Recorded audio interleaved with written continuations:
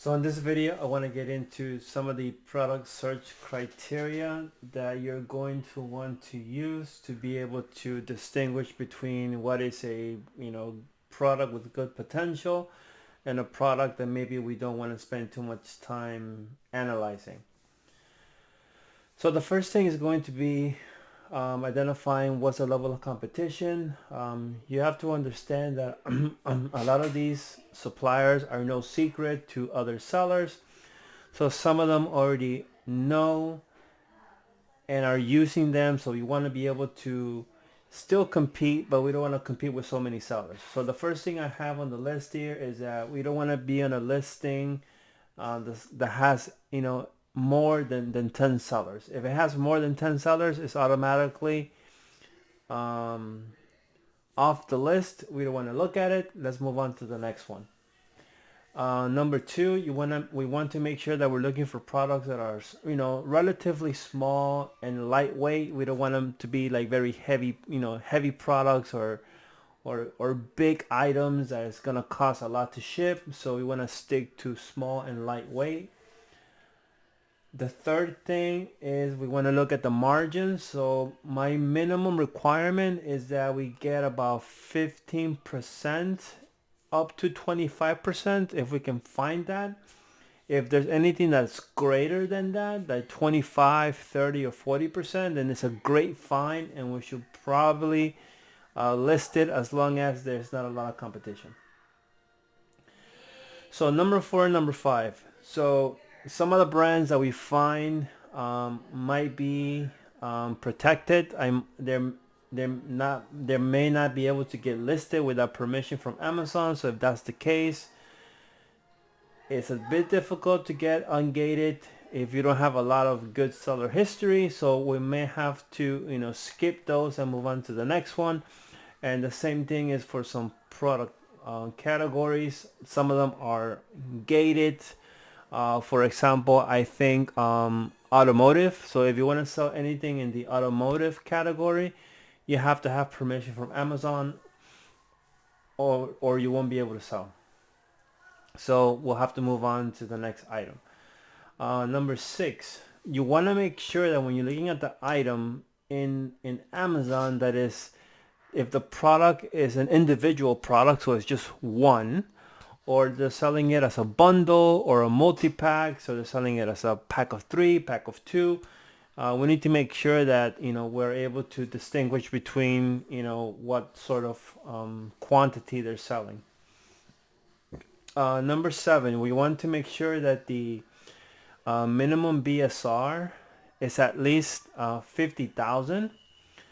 Now you're going to notice that as you scan through some of these suppliers product listings, that the BSR might be like really high, or they may not even have a BSR, and that's because the products haven't been very successful on Amazon. Nobody has bought them. So we want to make sure that the product, has at least 50,000, because that will give us approximately about 150 sales per month for that category. So that's what we want to aim for. And you can use Jungle Scout to identify, how many sales you would get depending on the BSR, because it's going to differ by category. Now, number 8. So these are all the categories in yellow that we can sell in, and we don't have to ask for permission. So you can see that it's a pretty big list. Home and garden, health and personal care, jewelry, clothing, books, beauty products. So we can sell. Some of these categories might get gated because of brand restrictions, but again, we'll have to analyze if we come across any of those issues. So the minimum monthly sales has to be at least 50 per month, and you can use the Jungle Scout estimator to figure that out. And then the last thing we want to do is that we also want to check our competitors. So how we would do that is, for example, if we look at this listing right here, Here's the seller, right? So it ships from and is sold by KRA Enterprise. So if, for example, if this listing is something that we actually were able to find from one of our wholesale distributors and we want to sell this item and it's the same one, we will obviously, be able to do that. And then what we also want to do is that we want to go to the seller's Amazon store and see under products, and you're going to see all the products that they're selling in their store, and you're going to see all the different brands that they are carrying inside their store.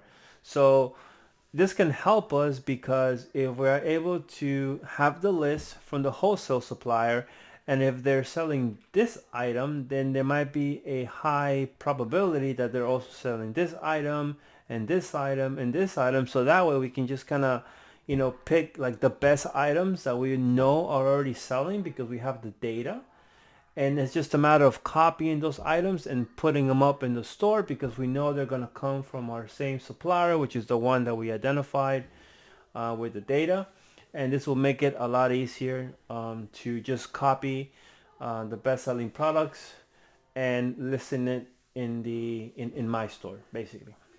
So just to recap, here's the criteria that we're looking for as we are, analyzing these wholesale lists for Amazon FBA. And I'll see you on the next video to wrap it up.